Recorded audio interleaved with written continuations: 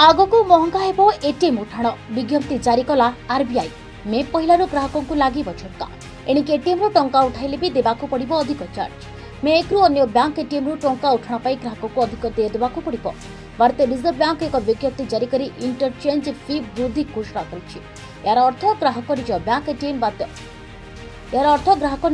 ATM बाद अन्य जेकोसी bank ATM व्यवहार कले अधिक देय देवे। मागणा ट्रांजेक्शन सीमा पर यह शुल्क लागू होब। विज्ञप्ति अनुसार मे 1 ग्राहकों को मागणा ट्रांजेक्शन सीमा पर एटीएम रे प्रति ट्रांजेक्शन पिछा अतिरिक्त 2 टंका देवाक पड़िबो।